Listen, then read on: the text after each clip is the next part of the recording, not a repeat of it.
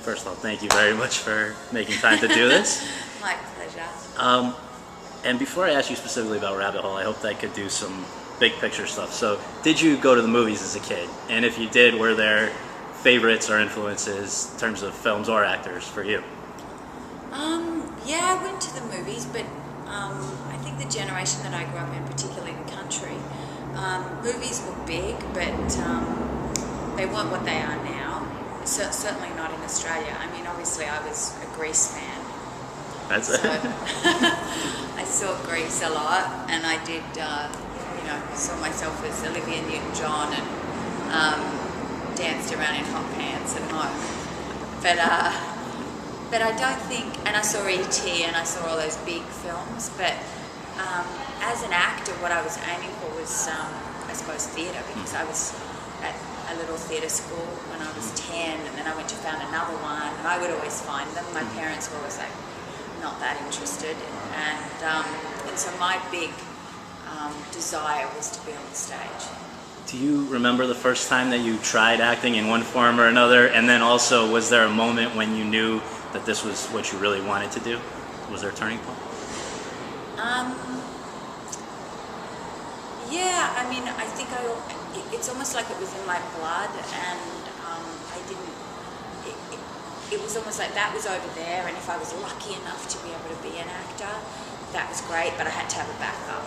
And my parents were always, because in Australia there wasn't a film industry, and there wasn't an industry to support just being an actor, so it was like, well, okay, you want to do that, but that's not going to happen.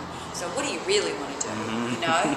And then, strangely enough, Kennedy Miller, which was a big production company in Australia, they did Mad Max, and they basically gave Mel Gibson his big breaks. They kind of took me under their wings. They gave me a couple of big mini-series, and by the time I was 17, it's a big trouble. Yeah. I'll speak up. Thank you. By the time I was 17, I was very well known in Australia, and I was able to pay cash for my first, what we call a flat, you call it an apartment here, and my first flat, and that's when my parents went, gee, maybe this is going to amount to something. I mean, it was a tiny little studio flat, it wasn't anything big, but still it was, and in my head I was like, I'll always have a place to live, right. I'll always have a floor to sleep on, right. So now I can pursue acting and not have to be a lawyer. I heard though at that same age, I think 17, I've read that you had a kind of tough thing that you went through with your mother getting sick at that same age. Is that right? Where you took some time off from acting. And I've tried to read as many of your other interviews to prepare for this. And one of the things that it really seems like that understandably shook you up a lot at that time, and in a way still impacts the way you look at things. Is that fair to say, or is that just the things that are priorities for you? I think seeing my mom go through breast cancer, and at that time, it was a long time ago, it was very brutal, the chemotherapy and the radiation.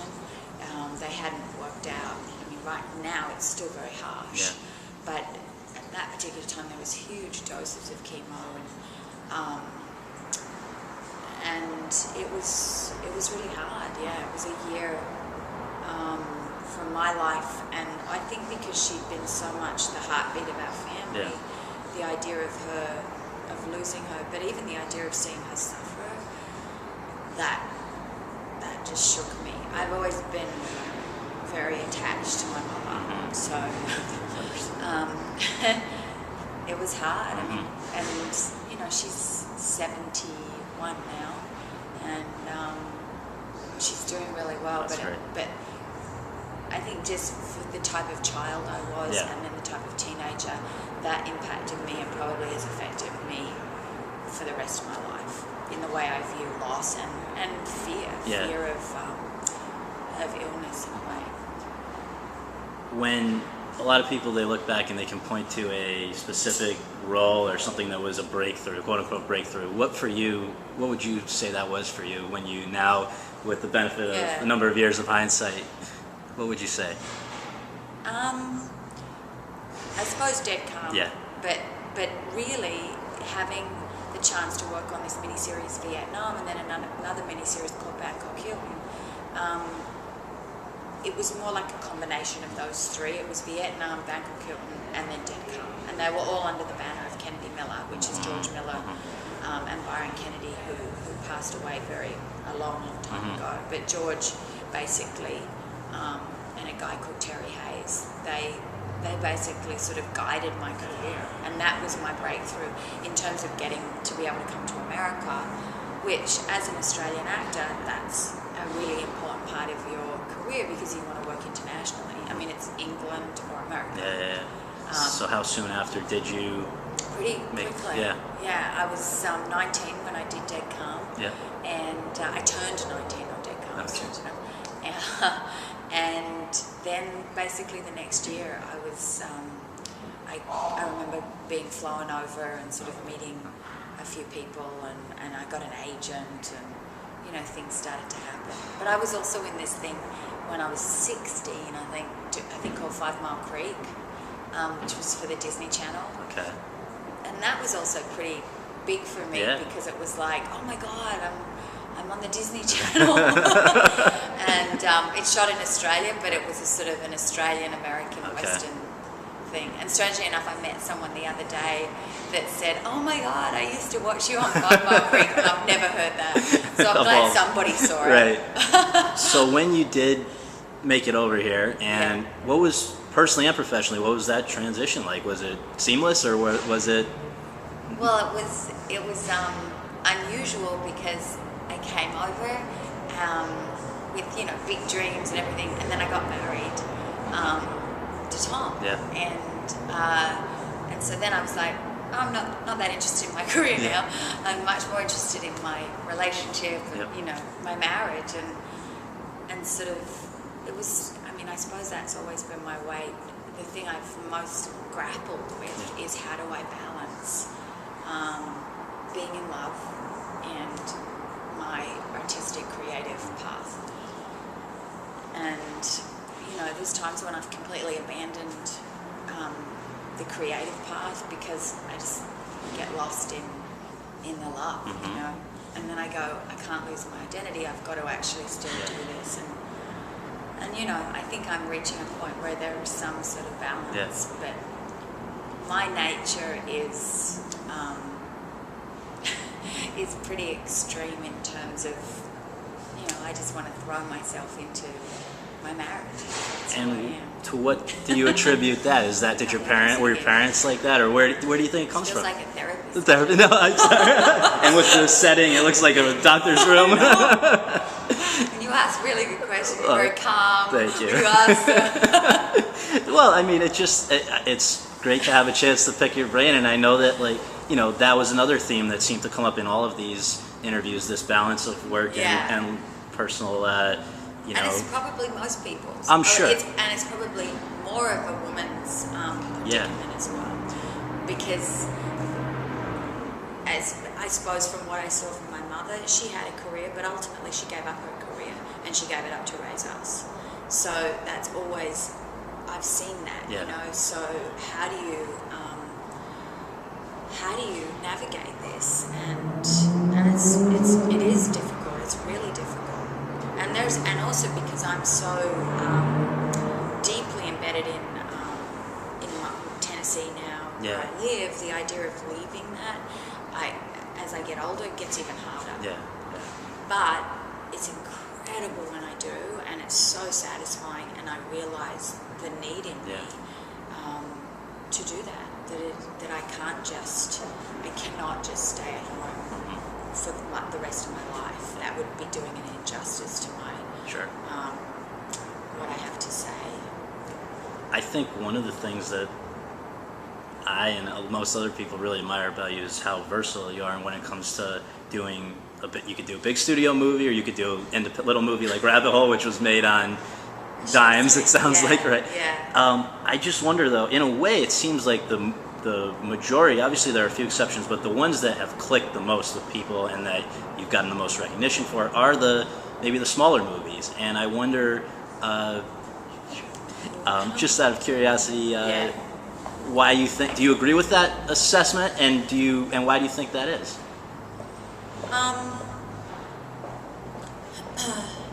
I think my opportunities have probably come out of the smaller films because I probably do better when there's risk involved, big risk, and I'm not talking financial risk, but performance risk, and it tends to be the only time I get to do that is either in a play, like I did this play in London where everyone was like, don't do a play, and I played 5 characters in it, and I freaked out about doing it, but then when I went and did it, it opened up so many doors for me in terms of feeling much more confident as an artist, and also directors saw me doing this array of characters, so for some reason my ability to abandon is, not right now, I just...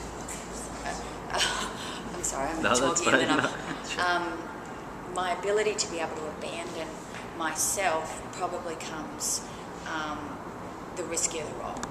And that's taken me a while to learn that and to understand that.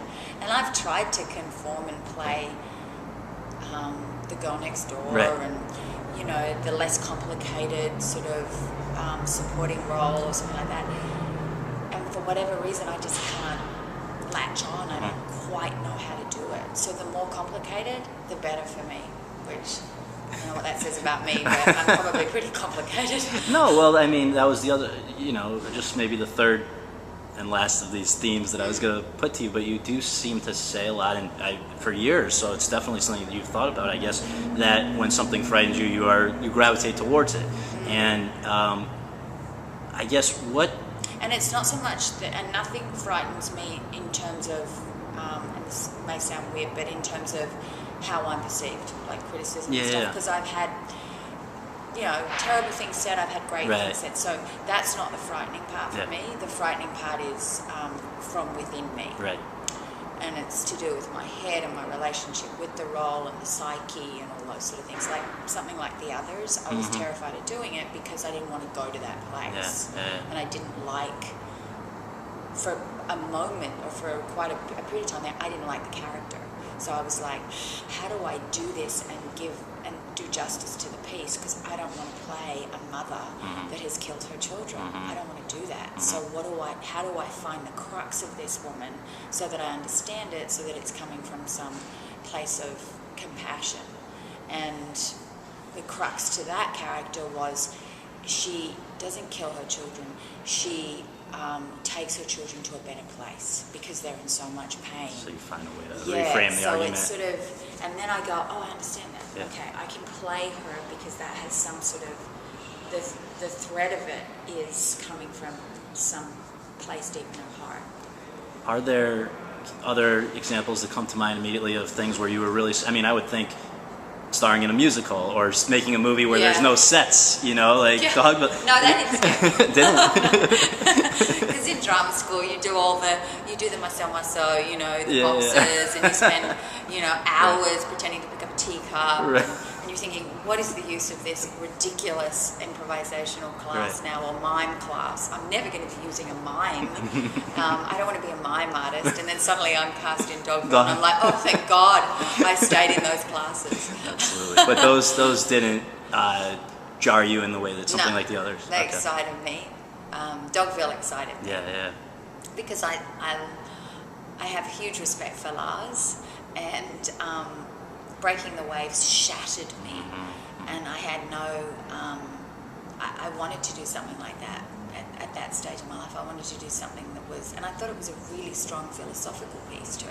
I love it. Yeah, so I don't think many people saw it, but I'm glad I made it. Yeah. And the same with something like Birth, the same even with Fur, you know,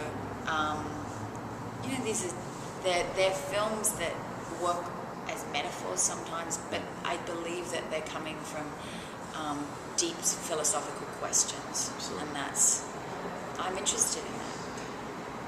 Why do you think you're so able to tap into your emotions, or how do you do it? Some people say they listen to a song and it can stir them up, or they draw upon a past memory. What is it that, because I mean, you've had to cry in a lot of movies, you've had to go through a lot of bad things, your characters have had to endure.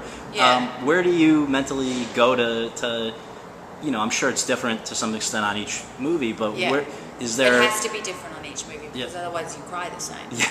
Otherwise you yell the same. Otherwise you're the same. And that's, you know, I'm I mean, that's not interesting to me. So where does it come from so that it's different each time? Or just how do you even access it? A lot of people, I think they have it, I've but always they... been able to access it. Yeah. And it probably comes from, I used to read so much as a child, and I would jump into the novel and be the character while I was reading it. And so I would take on all the emotions of the character, and I don't know why I could do that, but I could always do it. And I can almost do it. It's almost dangerous in the charity work that I do, because I can step over into the other place, and I have not endured what the women that I meet are enduring, but I can emotionally sort of bridge the gap between us, and it can really throw me. It's very, very I had a thing over Christmas where I went and saw I do work at the Children's Hospital, and just met families and some children there that were very, very, very ill, and I was completely just traumatized by it for a long time, well in a couple of weeks, and it was just, and Keith was like, I don't know if this is so good for you to do, because it's very, but it's important for me. So it's just the emotions are not hard for me to somehow access. I don't know why. I guess it's empathy in real life and in movies. You have to be able to... and it's just a desire to have an understanding of it. So how can I go into it? Let me go into it. Does that make sense? Absolutely. No, it's great. And I guess this is another question that's going to deal with just internally how you deal with things. But when... but the point of that being is it makes me feel... It puts my place in the world. I feel closer.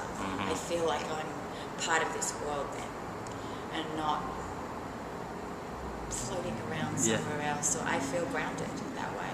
Is it hard though? I guess when actors are starting out, everybody wants to be recognized and appreciated. It doesn't, that maybe that's not the driving reason, but you know that you're doing well when you get that kind of a response. But then when it happens in a big way, as it obviously has for you, in some ways, I would imagine it can become very hard. You now, have to deal with a lot of things that maybe you didn't necessarily realize you were signing up for. Right. And so I wonder, first of all, when you first sort of realized that it was what it was actually about, what it entailed.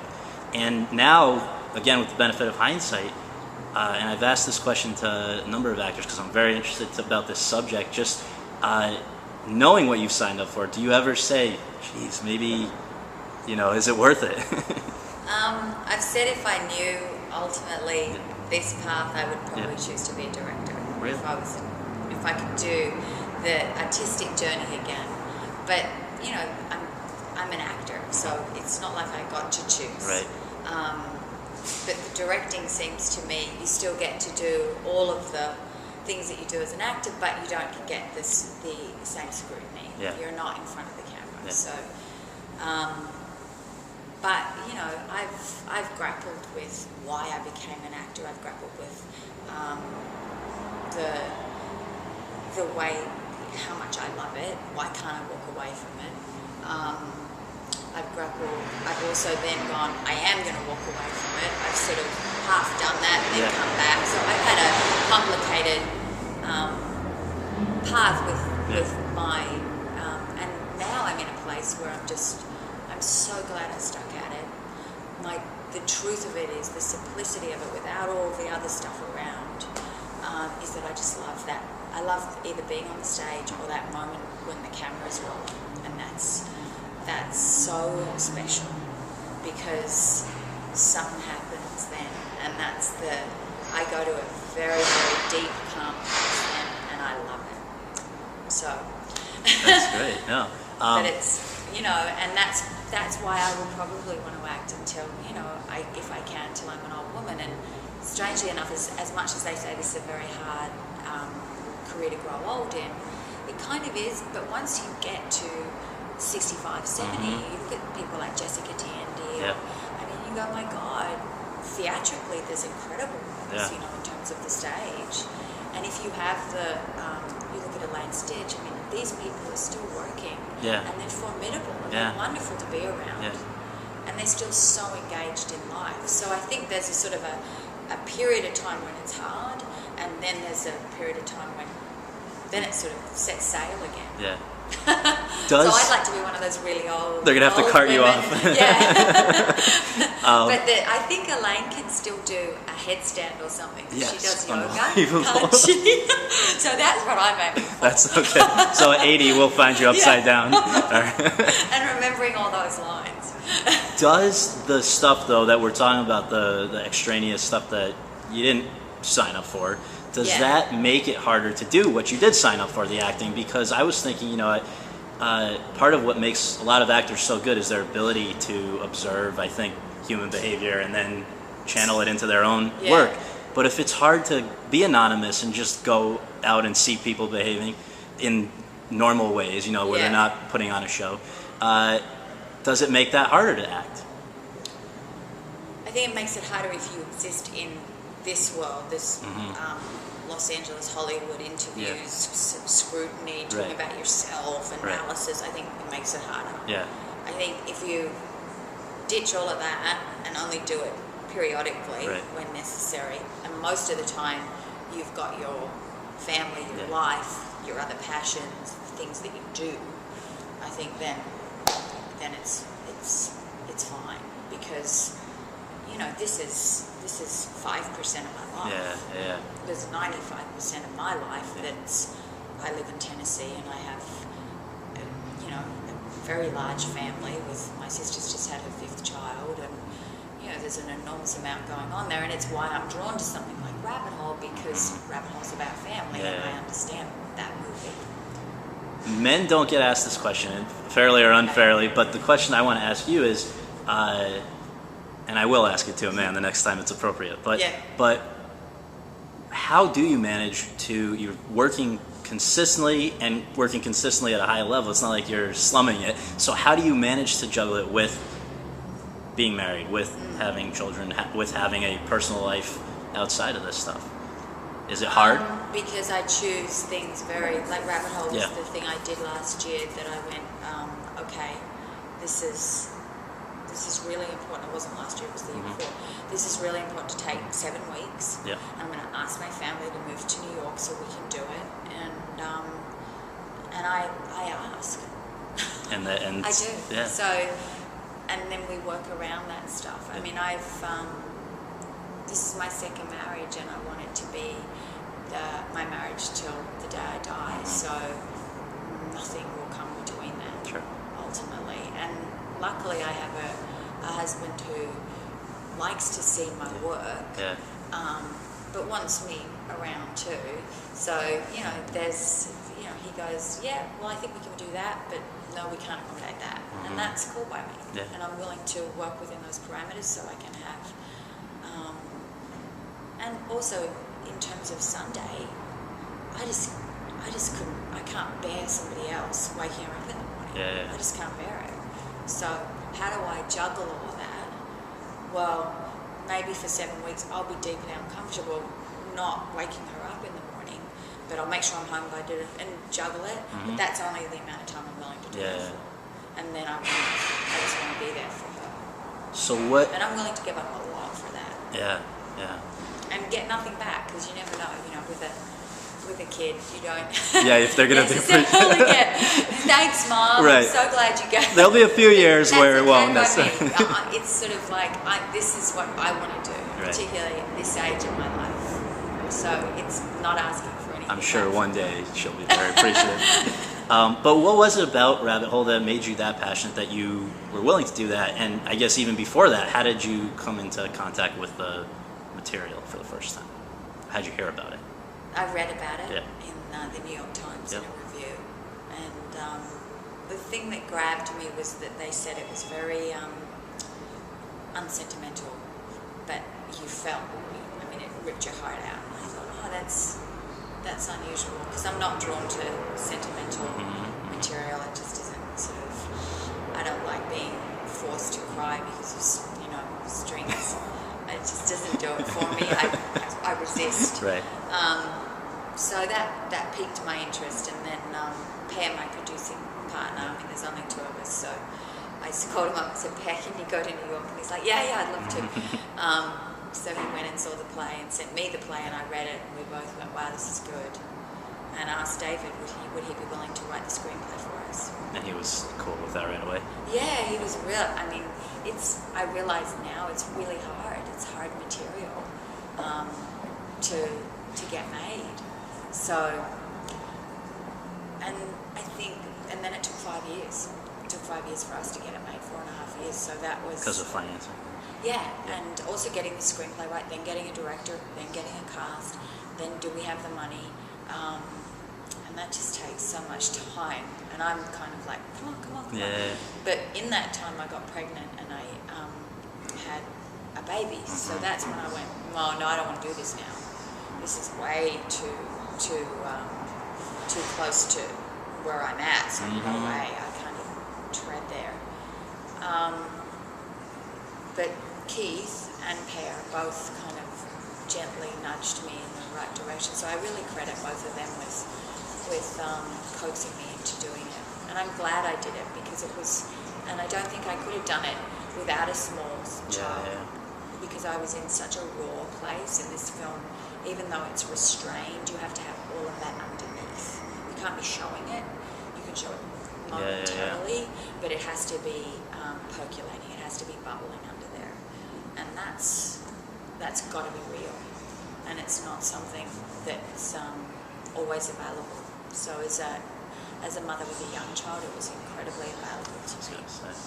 I'll just give you one more if I can bother you with it. So you suddenly go distracted. No. I saw your eyes. That's fine. No. I wish we could go on forever here, but I guess the question that would probably occur to most people, since I can only pick one more, is that if you have not, as most people think, I have not had to deal with the loss of a child and what that will do to a marriage. How do you mentally prepare yourself or figure out what that actually is like? Can you observe a grief group? Can you talk to people? Can you read? How do you get there mentally? I think just through the layers now of things that have happened to me, and my once again that thing too about the ability to sort of move into somebody's psyche very quickly. And I didn't go to grief groups. I tried to go to a grief group and they forbid me. They were like, absolutely not, you're not allowed in these rooms unless you've lost a child, you don't come in here. And I was like, absolutely, I get it. You know, they say because it's too much and people can't be being observed by people that are not in the same place. And so then I just went, okay, and I know where to go for this. And for whatever reason, I just went there and I could find it. And every time I would try, it was there in all its weird, complicated pain and anger and all those things and grief. It was all right there. And I didn't have to force anything. And that's probably just been because of through my life. And no, I haven't lost a child, but I've certainly experienced deep grief, depression, all of those things, so I understand those things. Well, thank you so much for sharing this. I really appreciate it.